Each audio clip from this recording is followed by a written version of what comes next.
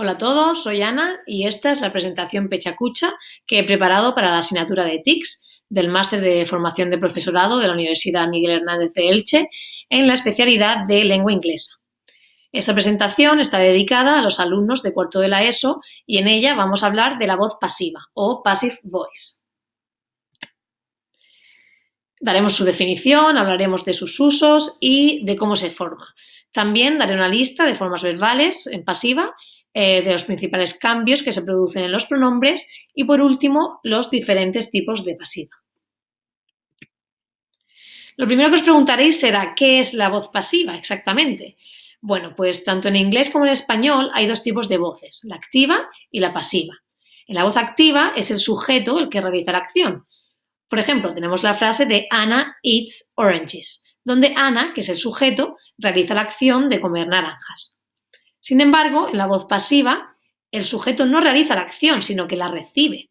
En el ejemplo, the oranges are eaten by Anna, las naranjas reciben la acción de ser comidas. Las naranjas son comidas por Anna. ¿Y cuándo utilizamos la voz pasiva? Bueno, la utilizamos cuando desconocemos el autor de la acción o simplemente cuando no queremos mencionarlo. En inglés es muy común verla en la prensa, como por ejemplo en esta noticia de la muerte de Marilyn Monroe, donde podemos leer Marilyn found dead. Marilyn es encontrada muerta.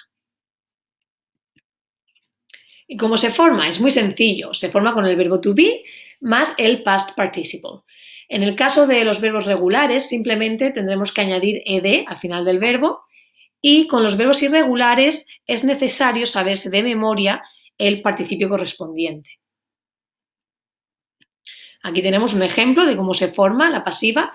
My father waters the plants. Mi padre riega las plantas. The plants are watered by my father. Esa sería la oración pasiva, donde my father, que es el sujeto de la activa, pasa a ser complemento agente y the plants, que son el objeto directo de la activa, en la oración pasiva pasan a ser sujeto paciente. En cuanto a las formas verbales, aquí tenemos todos los tiempos del presente con sus estructuras en pasiva. En el presente simple, Mark writes the letter, pasaría a the letter is written by Mark.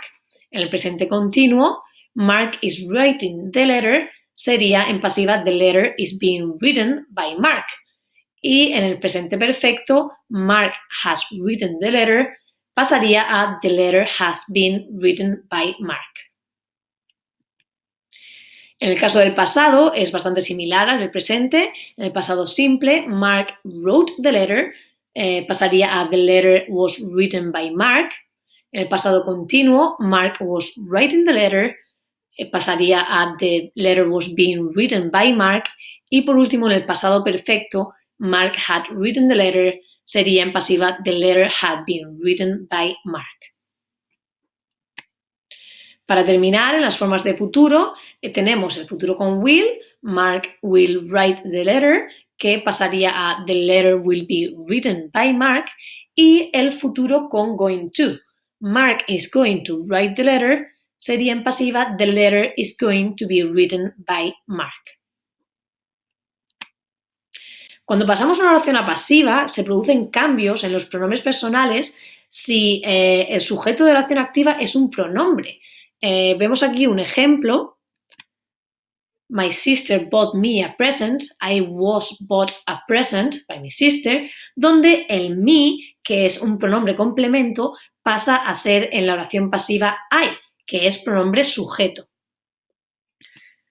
Como podemos ver aquí, aquí tenemos un cuadro de las transformaciones que se producirían, cómo cambiarían esos pronombres sujeto en pronombres complemento y viceversa.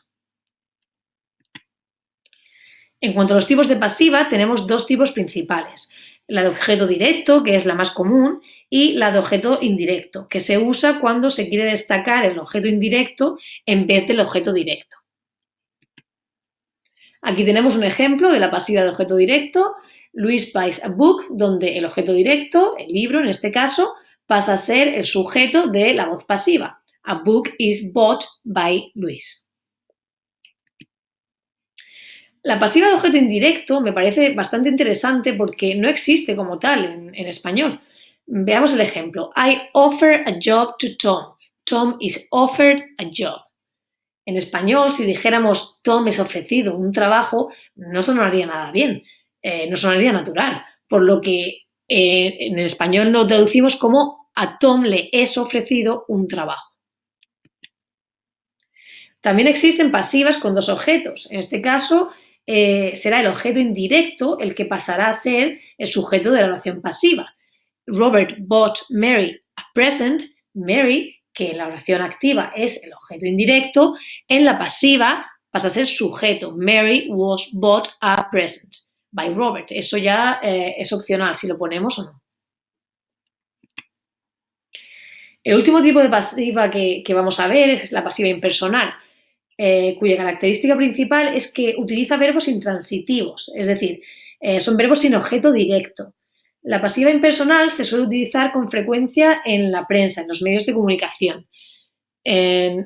Aquí tenemos una lista de verbos que se suelen utilizar en la pasiva impersonal. It is believed, it is reported, it is said, it is thought. Notad cómo en todos estos verbos no sabemos quién realiza la acción, no sabemos quién es el sujeto de la acción. Se cree, se piensa, entonces por eso se llaman pasivas impersonales, porque no sabemos quién es el sujeto.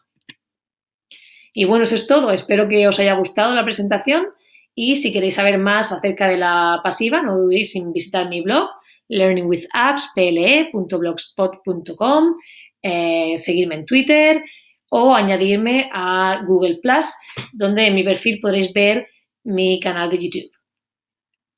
Aquí tenéis la referencia de todas las fotos que se han utilizado a lo largo de la presentación. Muchas gracias.